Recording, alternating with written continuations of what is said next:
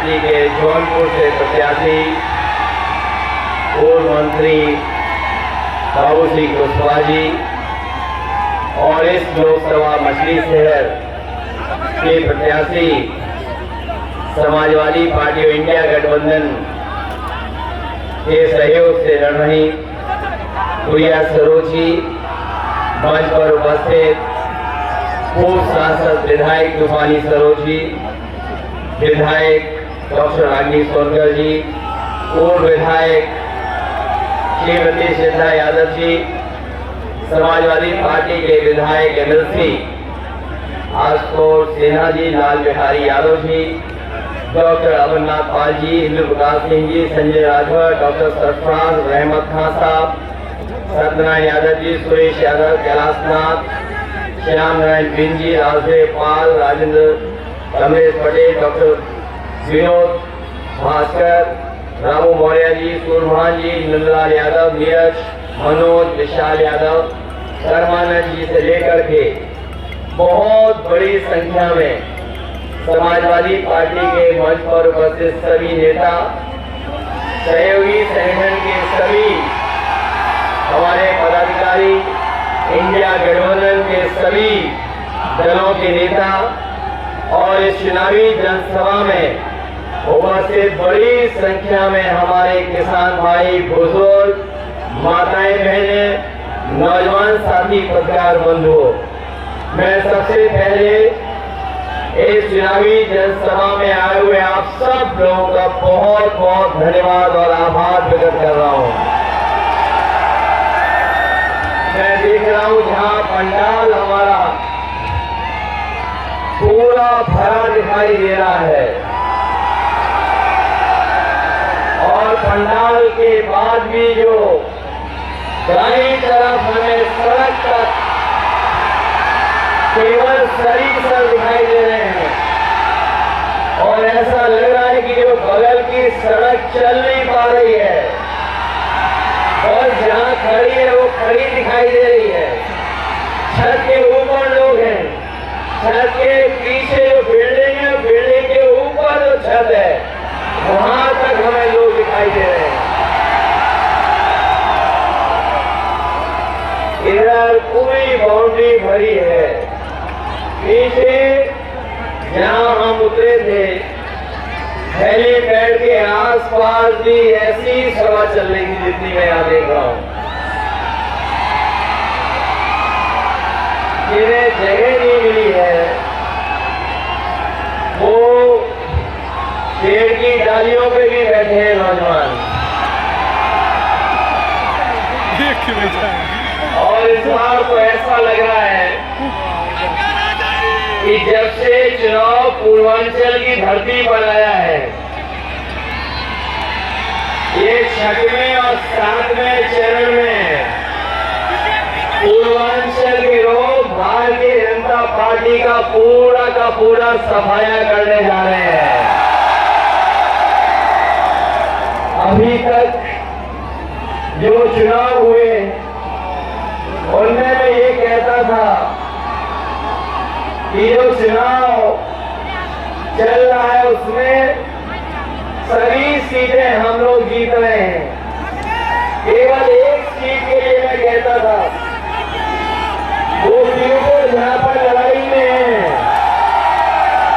लेकिन अब चुनाव जब बिल्कुल क्यूटो के बगल में आ गया है और जो समर्थन मिलता दिखाई दे रहा है और जिस तरीके से पीडीए परिवार एकजुट होकर के समर्थन दे रहा है, इस बार जो 2 चरणों में 27 लोकसभा का चुनाव होने जा रहा है, 27 की 27 सीटें इंडिया गठबंधन जीतने का काम करेगा। बीजेपी वाले बड़े बड़े नारे दे रहे थे और इतने बड़े नारे कि हमें और आपको डरा रहे थे। कह रहे थे कि चुनाव में इस बार 400 पार हो जाएंगे। ये जो 400 पार की गिनती मुझे बाद में समझ में आई ये जो 400 पार का नारा दे रहे थे,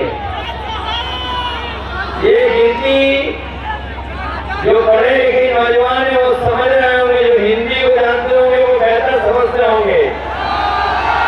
अगर बीजेपी वाले 400 पार कह रहे थे तो इसका मतलब था कि जो लोकसभा में कुल मिलाकर के सीटें 543 हैं और अगर 400 पार जीतने की बात कह रहे हैं तो बताओ 543 में 400 के बाद कितनी सीटें बनती हैं? 143। और जो गुस्सा बढ़ता चला जा रहा है जनता का, इस बार देश की 140 करोड़ की जनता भारतीय जनता पार्टी को 140 सीटों के लिए तरसा देगी। और ये जो गुस्सा बढ़ रहा है, हर चरण में गुस्सा बढ़ता जा रहा है। ये जब चरण में पहुंचेगा तो जनता का गुस्सा भी 7वें आसमान पर होगा। बोलो, इनका सफाया होने जा रहा है कि नहीं होने जा रहा है? और 10 साल में इनकी हर बात झूठी और हर वादा झूठा निकला कि नहीं निकला? दुनिया में शायद इतना झूठ कोई नहीं बोलता होगा जितना भारतीय जनता पार्टी के लोग बोलते हैं। और सच्चाई ये है कि ब्रह्मांड की सबसे झूठी पार्टी अगर कोई है तो वो भारतीय जनता पार्टी है। वैसे तो सब लोग जानते हैं, इन्होंने ये कहा था कि किसानों की आय दोगुनी कर देंगे। न केवल आय बढ़ाने की बात कही थी इन्होंने, बल्कि यहां तक कहा था कि किसानों को हम खुशहाल बना देंगे। किसानों को खुशहाल बना करके दुनिया में जहां पर विकसित देश पहुंचे हैं वहां पर विकसित भारत भी पहुंच जाएगा। लेकिन 10 साल में हम लोग पीछे मुड़ के देखते हैं तो इन्होंने जहां किसानों को धोखा दिया, जहां महंगाई बढ़ा दी, लागत बढ़ा दी, और लागत तो इतनी बढ़ाई है कि अगर हिसाब किताब लगाते हैं तो हमारा किसान की खेती बाड़ी आज घाटे का सौदा हो गई है। केवल महंगाई तो बढ़ाई बढ़ाई, लेकिन हमारा किसान ये भी जानता होगा कि जब ये खाद खरीदने गए हैं तो खाद की बोरी से चोरी हो गई। पहले 5 किलो की और फिर 5 किलो चोरी हो गई। अब जो बोरी लेता है किसान तो 10 किलो की चोरी हो गई। न केवल चोरी बोरी से हुई है, किसान भाई जानता होगा जब किसान डीएपी लेने गया तो उसने कहा कि ये नैनो यूरिया भी और खरीदो तभी जाकर के आपको डीएपी की बोरी मिलेगी। जो लोग जानकार होंगे, समझदार होंगे, वो जानते होंगे ये जो नैनो यूरिया जबरदस्ती खरीदवाई किसानों से, वो इसलिए खरीदवाई थी कि जिससे कि हमारे किसानों की पैदावार बढ़ जाए, उनकी फसल की कीमत बढ़ जाए। लेकिन सुनने में ये आ रहा है कि जैसे बड़े बड़े उद्योगपति बैंकों का पैसा लेकर के भाग गए थे, उसी तरीके से ये नैनो यूरिया देने वाले भी भारत छोड़ करके भाग गए हैं। इसलिए हम आपसे निवेदन और अपील करने आए हैं कि ये भारतीय जनता पार्टी के लोग हमारे किसानों को इतना धोखा दिए हैं कि आज हमारा किसान कर्ज में जी रहा है। और जो जानकारी रखते होंगे वो जानते होंगे 10 साल में बड़े बड़े उद्योगपतियों के इन्होंने कर्ज माफ किए हैं। और जो कर्ज माफ किया है उसमें जब इन्होंने फैसला लिया तो कानून ये बनाया कि जिन लोगों का करोड़ से ऊपर का बैंकों का कर्जा है, उन तमाम लोगों का कर्ज माफ हो जाएगा। लेकिन हमारा गरीब किसान गांव में रहने वाला, उसका कर्ज तो लाखों में था, लेकिन लाखों में कर्ज माफ नहीं किया। हमारा किसान निराश हो गया, मायूस हो गया।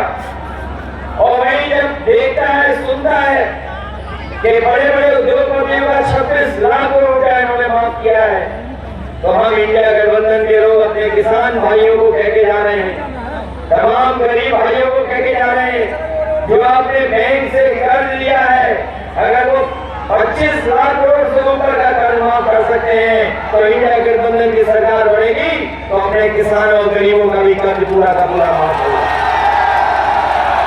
न केवल कर्ज माफ होगा, बल्कि हमारे किसानों की पैदावार के लिए कानूनी अधिकार दिलाने का काम, जिससे उन्हें मिल जाए, ये भी फैसला इंडिया गठबंधन और समाजवादी पार्टी लेने का काम करेगी। हमारे नौजवान जो बैठे हैं यहाँ पर, वो जानते होंगे कि कोई भी जो भी परीक्षा देने गया, हर परीक्षा का पेपर लीक हो गया। पढ़ाई लिखाई की, तैयारी की, कोचिंग की, लेकिन जब वो परीक्षा दे करके घर लौटा तो पता लगा उसका पेपर लीक हो गया, परीक्षा रद्द हो गई। मुझे याद है अभी हाल ही में जो पुलिस की भर्ती के लिए तैयारी की गई थी और सरकार ने भरोसा दिलाया कि इतनी सुरक्षित भर्ती होगी कि हम सबसे ज्यादा भर्ती कर करके दिखाएंगे। हमारा नौजवान लाखों लाख तैयारी कर करके परीक्षा देने गया, 2 दिन की परीक्षा हुई और जब परीक्षा खत्म हुई तो घर लौट करके आया तो पता लगा उसका भी पेपर लीक हो गया। अभी तक जो पेपर लीक हुए हैं वो 1, 2, 3 पेपर लीक नहीं हुए हैं। आज तक जितनी भी उत्तर प्रदेश की सरकार की परीक्षा हुई है, सबके पेपर लीक हुए हैं। और याद रखना नौजवान साथियों, ये पेपर लीक हुए नहीं है, इस सरकार ने जानबूझ करके पेपर लीक कराए हैं। और पेपर लीक इसलिए कराए हैं कि जिससे हमारे नौजवानों को नौकरी न मिल जाए। और इन पेपर लीक के कारण जो नौजवानों का भविष्य अंधकार में चला गया है, ऐसे 60 लाख नौजवान हैं। और यही 60 लाख नौजवानों के अगर केवल माँ बाप को छोड़ दें तो एक परिवार के 3 सदस्य अगर सरकार से नाराज हैं तो सोचो गणित लगाना कि अगर ऐसे 60 लाख बच्चे हैं जो परीक्षा नहीं दे पाए, जिनकी परीक्षा का पेपर रद्द हुआ, और परिवार के माँ बाप को जोड़ दें तो 3 गुना 60 लाख बनता है 1 करोड़ 80 लाख। और यही 1 करोड़ 80 लाख अगर हम भाग दे देंगे 80 लोकसभाओं से, तो हर लोकसभा में भारतीय जनता पार्टी का 2,25,000 वोट कम हो गया। केवल नौजवानों की परीक्षा, उनका पेपर लीक होने की वजह से हर लोकसभा में बीजेपी का 2,25,000 वोट कम हुआ है। बताओ बीजेपी के लोगों से पूछे कि 2,25,000 वोट कम कहां से आप पूरा करोगे? कोई रास्ता हो तो बता दो। न केवल नौजवान की नौकरी छीनी, बल्कि बहुत सारे हमारे साथी जानते होंगे और उन्होंने देखा होगा समय समय पर हमारे गांव के नौजवान रहने वाले सड़कों पे दौड़ करके, खेतों पे दौड़ करके, मैदान में दौड़ करके तैयारी करते थे फौज की। और वो सोचते थे कि अगर हम तैयारी कर लेंगे तो हमें पक्की वर्दी पहनने को मिल जाएगी, फौज की नौकरी मिल जाएगी।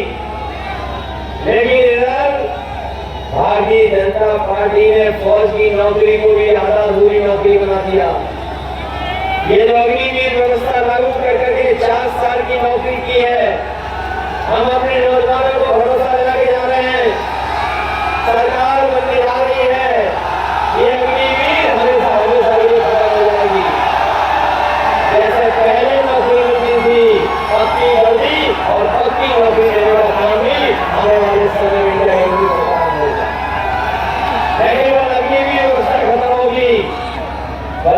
30 लाख सरकार की नौकरियां खाली हैं जो सरकार ने नहीं भरी, वो इसलिए नहीं भरी कि नौकरी मिल जाएगी नौजवानों को। हम अपने नौजवानों से कह के आ रहे हैं कि सरकार की 30 लाख नौकरियों को आरक्षण का लागू कर करके अपने नौजवानों को वो नौकरी देने का काम होगा। इसलिए मदद करो, सहयोग करो, और इतना सहयोग करो, इतनी मदद करो कि भारतीय जनता पार्टी के लोगों की जमानतें जब्त हो जाएं। ये चुनाव जहां हमारे आपके भविष्य का है, वहीं हमारी आने वाली पीढ़ी के भविष्य का भी चुनाव है। न केवल भारतीय जनता पार्टी ने संविधान को खतरा पैदा किया है, बल्कि हमारे साथी जानते होंगे इनकी सरकार में हमारी आपकी जान को भी खतरा पैदा हो गया। इन्होंने जबरदस्ती वैक्सीन लगवा दी,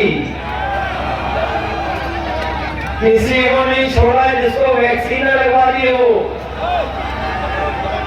और बाद में वैक्सीन वालों से इन्होंने चंदा वसूल लिया। बताओ, चंदा वसूला कि नहीं वसूला वैक्सीन वालों से? और सुनने में आया है कि वैक्सीन कंपनी कह रही है कि जो वैक्सीन हमने लगवा दी है वो वैक्सीन हम वापस ले लेंगे। बताओ, हमें कोई समझा दे, जो वैक्सीन शरीर में चली गई वो वापस कैसे ले लोगे आप? अगर कोई रास्ता हो तो बता दो हमें कि शरीर में लगी हुई वैक्सीन को आप वापस ले लेंगे। बताओ, आपकी हमारी जान को खतरा पैदा किया था कि नहीं किया था? और न केवल खतरा पैदा किया चंदा लेकर के वसूल करके, बल्कि इन्होंने बड़ी बड़ी कंपनियों से पैसा वसूल लिया, और बड़ी कंपनियों से जो पैसा वसूला उसी की वजह से महंगाई है। आज कोई अगर चंदा लेता है तो हजारों में देता है, लाखों में देता है, कोई करोड़ों में चंदा नहीं देता है। लेकिन भारतीय जनता पार्टी के लोगों ने बड़ी बड़ी कंपनियों से 1000 करोड़, किसी से 500 करोड़, किसी से 400 करोड़, और तमाम वो कंपनियां जिनका कारोबार नहीं था उनसे भी पैसा वसूल लिया। बताओ, भ्रष्टाचार किया नहीं कि नहीं किया? न केवल भ्रष्टाचार किया, जब से जनता जान गई इनके बारे में कि इन्होंने इलेक्टोरल बॉन्ड के नाम पर पैसा वसूला है, भारतीय जनता पार्टी की पोल तो खुली खुली है, इनका बैंड भी बज गया है कि आज मुंह दिखाने लायक नहीं है, न इलेक्टोरल बॉन्ड के बारे में बात करने लायक है। बताओ, महंगाई बढ़ा दी इन्होंने कि नहीं बढ़ा दी? डीजल पेट्रोल महंगा हुआ कि नहीं हुआ? और गैस सिलेंडर महंगा हो गया कि नहीं हो गया? और बाजार में जाओ, कभी बुखार की गोली खरीदना, बताओ दवाई महंगी हो गई कि नहीं हो गई? पहले बुखार ठीक हो जाता था 500 mg में, आजकल बुखार की एक गोली देते हैं 650 mg की। सुनने में आ रहा उसमें भी बुखार नहीं ठीक हो रहा है। बताओ, ये घोटाला हो रहा है कि नहीं हो रहा है? न केवल घोटाला और महंगाई हो रही, बल्कि हमारे नौजवान जानते होंगे 10 साल पहले मोटरसाइकिल कितने रुपए में आती थी, और आज मोटरसाइकिल कितने रुपए में आती है? 1 लाख में हो गई कि नहीं हो गई? और इन लोगों ने न केवल मोटरसाइकिल की कीमत बढ़ाई है, बल्कि हर चीज महंगी कर दी है। और ये महंगाई इसलिए है कि मुनाफा कमा रहे हैं। ये मुनाफा कमाने से और भ्रष्टाचार की वजह से महंगाई, याद रखना।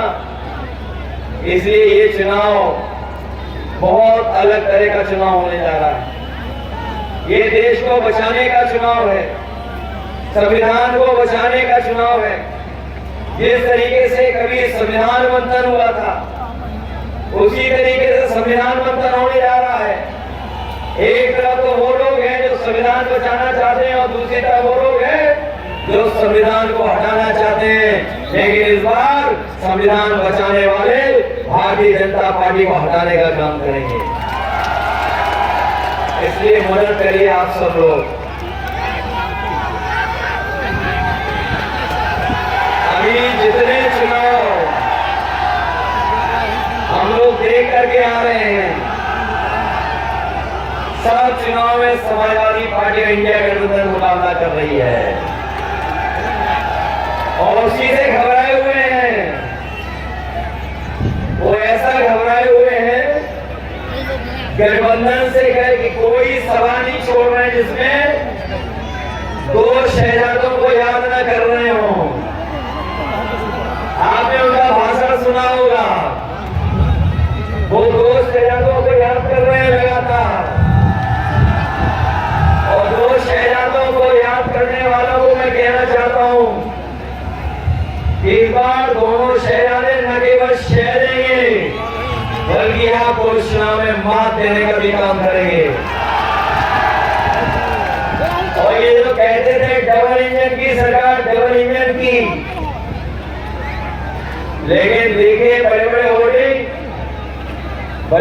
होर्डिंग से एक इंजन गायब है। और जिसके लिए दिल्ली वाले आ रहे हैं वोट मांगने, उनकी होर्डिंग पे इंजन ही नहीं दिखाई दे रहा है। बताओ कहीं वो इंजन दिखाई दे रहा है क्या? और इस खटारा इंजन को इस बार हटाओगे कि नहीं हटाओगे भारतीय जनता पार्टी का? न केवल हटाना बल्कि दूर कर देना इस बार। पहले हम लोग कितने वोट से रह गए थे पीछे, कितने वोटों से रह गए थे, इसलिए सावधान हो गए नहीं हो इस बार। कोई बहकाए डराए तो अपने लोग डर तो नहीं जाओगे, अगर ये धमकाए तो धमकाने में तो नहीं आ जाओगे, अगर लालच है तो उसमें नहीं उलझ जाओगे। इसलिए सावधान हो गए नहीं हो आप लोग और मतदान करने जाओगे। लेकिन अगर बूथ पे कोई आपको जाने से रोके तो रुक तो नहीं जाओगे। वैसे जौनपुर और मड़ियाऊ वाले तो नहीं रुकेंगे, रुक तो नहीं जाओगे आप लोग। अपना वोट डालोगे पूरा, न केवल वोट डालना बल्कि आपकी प्रत्याशी सबसे कम उम्र की हैं और आधी आबादी का नेतृत्व करेंगी। जो लोग पीडीए को समझते होंगे, पी है पीडीए, वहीं पूर्वांचल में भी पी आता है, इसीलिए हमने बनाया पीडीए। बताओ सामाजिक न्याय की लड़ाई लड़ना चाहते हो कि नहीं लड़ना चाहते हो? जो आपने खोया है उसको पाना चाहते हो कि नहीं पाना चाहते हो?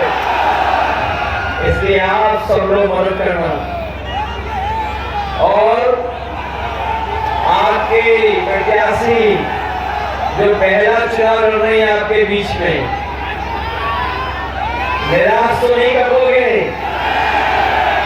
और जब नया प्रत्याशी कोई लड़ता है तो नई चीजें होती हैं, नया एक दिशा मिलती है। तो इसलिए नई राजनीति की शुरुआत के लिए आप नौजवान प्रत्याशी की मदद करने का काम करना, मदद करोगे सब मिलकर के। ये आखिरी दिन है चुनाव का, प्रचार का। अब तो कोई आपसे वोट मांगने भी नहीं आने वाला। बीजेपी वाले वोट मांग के चले गए कि नहीं चले गए? आखिरी में इसलिए मैं आया हूं कि मैं जानता हूं मछली शहर के लोग इस बार हम लोगों को निराश नहीं करेंगे। अब तो देख लिया कि समीकरण बहुत अच्छा बनाया हम लोगों ने। बताओ आपके हर जगह प्रत्याशी लड़ाई में और जीतने जा रहे हैं कि नहीं जीतने जा रहे हैं? चारों तरफ जीत रहे हैं कि नहीं जीत रहे हैं? ये पहला चुनाव में देख रहा हूं जहां कार्यकर्ता नेता तो कर ही रहे हैं मदद, लेकिन इस बार तो जनता कार्यकर्ता और नेताओं से आगे चलने का काम कर रही है। इसलिए मदद करिए आप सब लोग और एक एक वोट समाजवादी पार्टी के पक्ष में, एक एक वोट समाजवादी पार्टी के पक्ष में आप लोग डालने का काम करना, यही निवेदन, यही अपील मैं आपसे करने आया हूं। जो लोग कहते थे अच्छे दिन आएंगे, बताओ अच्छे दिन आए किसी के नहीं आए? न अच्छे दिन आए, न किसी के अकाउंट में कुछ आया। लेकिन मैं भरोसा दिलाता हूं कि 4 तारीख को जब जीतेंगे तो कम से कम खुशियों के दिन आएंगे और हमें आपको जौनपुर की वर्दी खाने को मिलेगी। और 4 जून को जब सरकार बनेगी तो न केवल मंत्रिमंडल बदलेगा बल्कि मीडिया मंडल भी बदल जाएगा। बताओ मीडिया मंडल बदलवाना चाहते हो कि नहीं बदलवाना चाहते हो? इसलिए सब लोग, मैं जानता हूं बहुत दिनों से आपने लोगों की मन की बात सुनी होगी। ये जो मन की बात सुनाने वाले हैं, जो आत्म तुष्टीकरण के लिए कुछ भी कह सकते हैं, वो इंडिया गठबंधन से घबराए हुए हैं।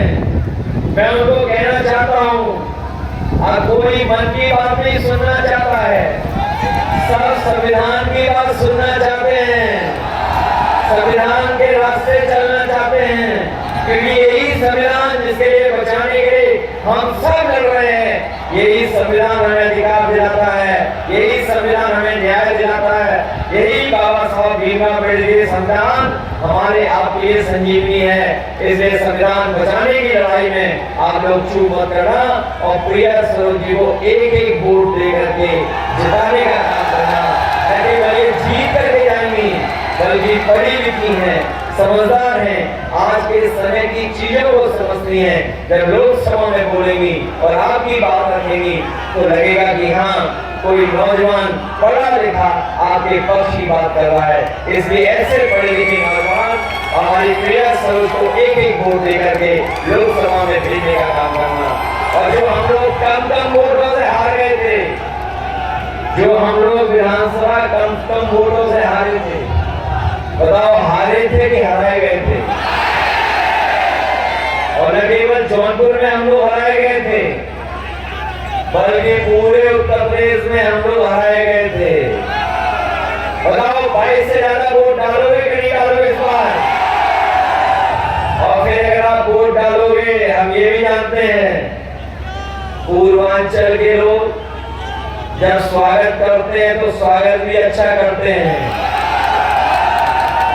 और जब विदाई करेंगे तो बड़ी धूमधाम से विदाई भी भारतीय जनता पार्टी की करेंगे। इसलिए विदाई कर देना, जो 14 में आए थे उन्हें 24 में घर भेजना वापस। यही मैं निवेदन करने आया हूँ। और मैं देख रहा हूँ थोड़ा मौसम बदल गया है। हमने बहुत पढ़ा हुआ क्लाइमेट चेंज के बारे में, लेकिन इस बार तो आपके वोट से पॉलिटिकल क्लाइमेट चेंज बदलने जा रहा है। पॉलिटिकल क्लाइमेट चेंज होने जा रहा है पूरे के पूरे देश का। इसलिए साइकिल को याद रखना और साइकिल की रफ्तार बढ़ा देना, यही निवेदन है। ये भी मैं आप सबसे करना है। बहुत बहुत बधाई, बहुत बहुत धन्यवाद दे रहा हूँ आप सबका।